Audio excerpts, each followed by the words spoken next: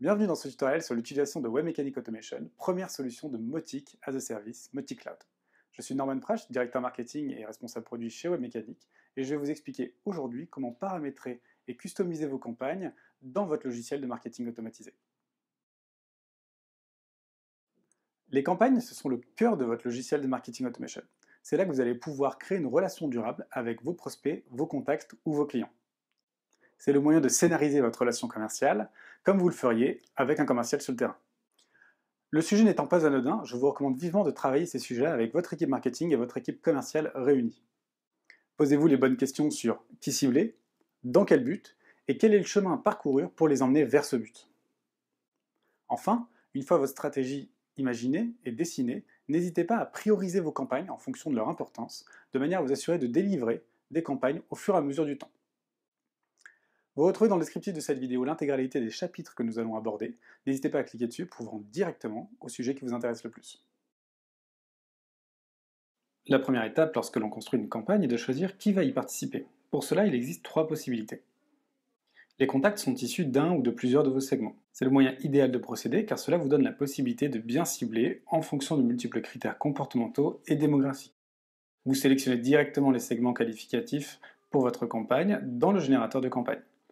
Pour plus d'informations sur les segments, prenez quelques minutes pour visionner la vidéo tuto à son sujet. Les contacts peuvent également être issus d'un formulaire de campagne. Vous l'aurez remarqué, lorsque vous créez un formulaire, vous avez la possibilité de choisir entre deux types de formulaires, les formulaires autonomes et les formulaires de campagne. Les formulaires de campagne servent spécifiquement à qualifier directement les contacts depuis un formulaire dans votre campagne. Comme pour les segments, vous sélectionnez cette source de contact directement dans l'éditeur de campagne. Ce n'est pas l'option que nous recommandons, sachant que le formulaire de campagne offre moins de possibilités que les formulaires autonomes. Et vous verrez que l'on peut qualifier des contacts également depuis ces formulaires autonomes. Enfin, vous pouvez qualifier des contacts dans une campagne en utilisant les actions qui sont disposées à trois endroits dans votre logiciel de marketing automation. En effet, vous retrouverez l'action Modifier les campagnes du contact dans les actions de formulaire autonome, dans les actions de campagne que nous verrons un peu plus tard, ainsi que dans les événements de déclencheur de points. Ces actions forceront la qualification du contact ou la disqualification des contacts dans les campagnes sélectionnées. Sachez qu'il est également possible de faire cela sans utiliser cette action. Vous retrouvez aux mêmes endroits les actions de modification des segments du contact. Or, comme vous le savez maintenant, un contact peut rentrer dans une campagne depuis un segment. La deuxième chose à bien appréhender dans les campagnes, c'est la mise en place d'actions automatisées. Une fois que vos contacts sont qualifiés dans votre campagne, vous pouvez choisir quelles sont les actions que vous souhaitez appliquer à votre contact. Pour cela, vous pouvez choisir entre de nombreux événements. Envoyer un email, envoyer un SMS, envoyer un tweet, envoyer un message sur Messenger de Facebook, modifier les points du contact, modifier les points de la société, modifier les segments du contact ou alors modifier les campagnes du contact. Si vous souhaitez planifier une succession d'événements sans décision ou condition, le générateur vous permettra de le faire en lançant les actions en parallèle les unes des autres.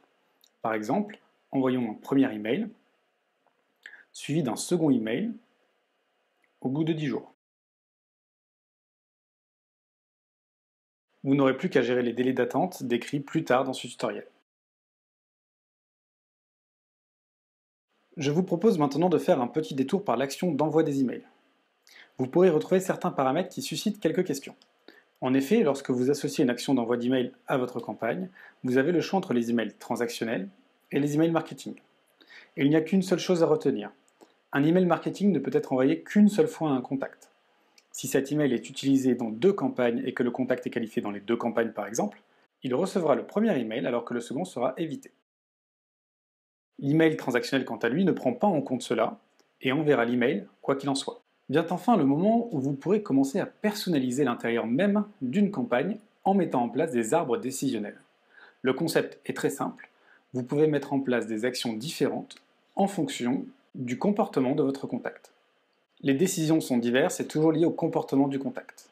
L'ouverture d'un email, la visite d'une landing page ou de l'URL de votre site, la soumission d'un formulaire, ou le téléchargement d'une ressource par exemple.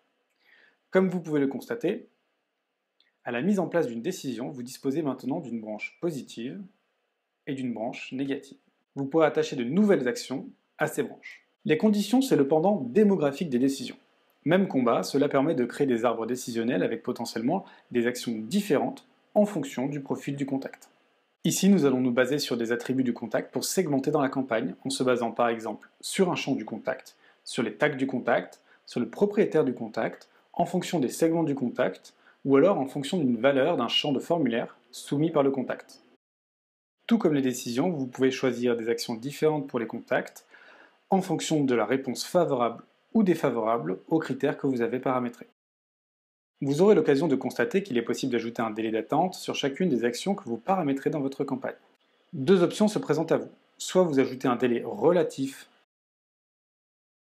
soit vous ajoutez par rapport à une date fixe. Afin de s'assurer de l'automatisation de vos campagnes, il faut autant que possible chercher des dates relatives.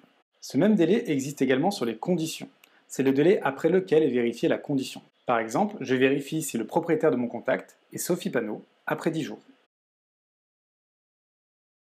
Enfin, le délai d'attente pour les décisions se comporte un peu différemment. En effet, le comportemental est particulier car nous commençons tous par ne pas remplir l'action avant de la faire, même si ce délai est très court. Ainsi, la décision sera vérifiée pour la branche négative seulement après le délai d'attente de l'action sur la branche négative.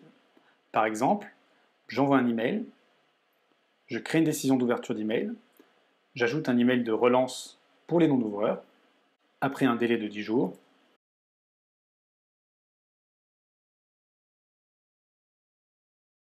ma campagne vérifiera qui sont les non-ouvreurs pour la relance seulement après le délai paramétré sur ma seconde action. Il est indispensable d'ajouter un délai d'attente sur les actions à la suite de branches négatives pour les décisions. Autrement, tous vos contacts vont partir dans la branche négative de la décision. Permettez-moi un dernier conseil. Je vous recommande vivement d'investir des efforts sur la réflexion stratégique sur la segmentation en amont des campagnes. En effet, l'objectif n'est pas de rentrer dans des campagnes multibranches où on va gérer 100% des contacts, ou dans certaines branches, on ne se retrouver que 2 contacts sur une base peut-être de 10 000 contacts initiaux. En effet, ce type de campagne va vous prendre énormément de temps à administrer, beaucoup de contenu à produire, et les résultats ne seront pas forcément au rendez-vous. Merci d'avoir suivi cette vidéo tuto. N'hésitez pas à vous abonner à la chaîne YouTube de manière à pouvoir recevoir des notifications lorsque nous avons de nouvelles vidéos à vous proposer. Merci.